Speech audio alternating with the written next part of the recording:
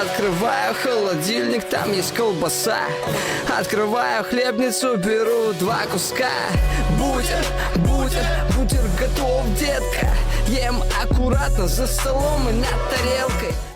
США провели исследование и наконец-то выяснили, что в течение 15 минут после того, как человек съедает 100 каких-нибудь граммов рафинированных углеводов, типа хлеб, чипсы, сахар, белый рис, печенье и так далее, функция иммунной системы человека ослабевает более чем на 90%. Исследование, опубликованное в международном журнале о раке Journal of Cancer, показало связь между потреблением белого хлеба и увеличением риска раковых заболеваний. Исследование выявило, что у людей, которые едят преимущественно белый хлебушек в количестве до 5 ломтиков в день, риск заболевания раком почки в 2 раза выше, чем у тех, кто ест белого хлеба немного, не более 1,5 ломтика в день.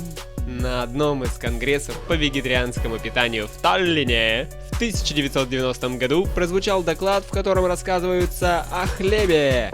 Докладчик доказывал, что хлеб, ядрить его колотить, смертельный продукт для здорового человека. Набухая от кишечных соков, он закисляет внутреннюю среду организма, превращаясь в комья как бы глины, налипая на стенки кишечника и создавая его непроходимость.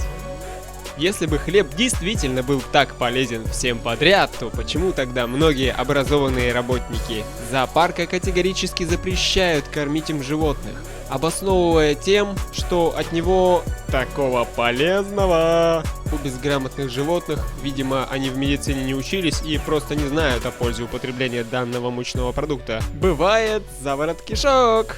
Факты. После голода на Украине в 1933 году очень много смертей, особенно среди детей, было не от голода, а от переедания после того, как появился хлеб нового урожая. После изнурительного голодания люди просто не могли удержаться, чтобы не обожраться досыта, до смертельного досыта, что и приводило к массовым смертям от заворота кишек. Каким же образом готовят столь полезный и привычный нам с самого детства хлеб? Выпекание хлеба в духовке происходит при температуре около 300 градусов Цельсия, или на сковороде, где нагрев доходит до всего-то каких-то 250 градусов Цельсия. А ведь углеводы и все остальные компоненты пищи, обработанные при температуре выше 100 градусов, представляют из себя вещества, ничем не отличающиеся от содержания мертвой клетки. Поедая хлеб, человек ест мертвую смесь из убитых клеток. Этим и объясняется то, почему хлебобулочные изделия так тяжело есть всухую, не прибегая к смешиванию с жирами, жидкостями, что крайне не полезно, мягко выражаясь, для пищеварения. К тому же хлеб не содержит ферментов, энергии жизни, и даже наоборот поглощает их, для попыток переваривания мертвых клеток, которые оседают в организме в виде токсинов и яда.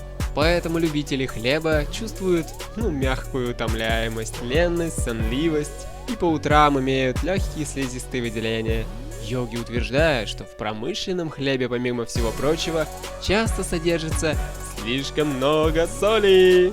Большинство булок, калачей, рожков содержит много сахара, молока, и в рецептуру часто входят долбаные яйца. Такой хлеб значительно больше обычного закисляет организм, может вызвать брожение в желудке и кишечнике, способствует запорам, а дрожжевые грибки, входящие в состав дрожжевого теста, являются сильнейшими аллергенами. Хлеб. А каким же он был? Раньше для выпечки хлеба в домашних условиях использовали натуральные солодовые хмелевые дрожжи. Они активны лишь при температуре 20 или 25 градусов, при комнатной температуре, погибая уже даже при 37 градусах Цельсия. Хлеб, который раньше изготавливали на Руси, можно было бы назвать полезным, но этого слова никак нельзя сказать относительно нынешнего хлеба. Но почему же нынешний хлеб? Дрожжи, разрушающие микрофлору кишечника, соль, белый яд, сахар, сладкий яд, хлебушек — это вообще отрава. Это цитата из кинофильма «Любовь и голуби». При изготовлении нынешнего магазинного хлебца для ускорения процесса используются термотолерантные дрожжи. Ученые, которые занимались изучением этого вопроса, натолкнулись в Ленинской библиотеке на источник из гитлеровской Германии, где говорилось, что эти дрожжи выращивались на человеческих костях, что если Россия не погибнет в войне, то она погибнет от дрожжей. Нашим специалистам не позволили сделать ссылки на источники и скопировать их. Документы были, конечно же, засекречены. Термофильные дрожжи являются более стойкими, чем тканевые клетки.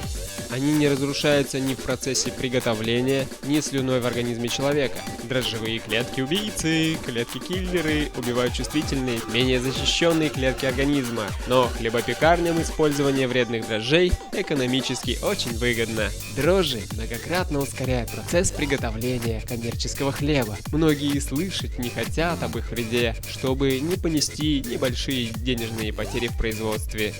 Белая мука, пустые углеводы, хлеб, продающийся сейчас в магазинах, вне всякого сомнения, не полезен. Что признают даже ортодоксальные медики, его пекут из мертвого продукта муки, а это не что иное, как пустой углевод. Почти все витамины и микроэлементы удаляются с оболочкой, отрубями и зародышем зерна. Затем мука отбеливается, в нее добавляют ароматизаторы, антиоксиданты и искусственные витаминчики. Спрашивается, зачем вначале удаляют живые витамины, чтобы потом добавлять искусственные? Да, все очень просто.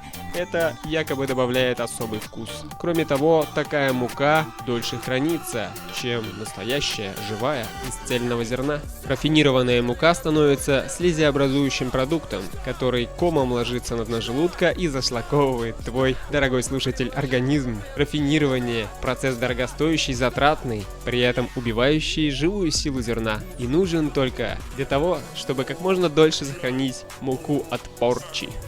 Мука цельная не может долго храниться, но этого и не требуется. Пусть хранится зерно, а из него по мере надобности всегда можно приготовить немного муки.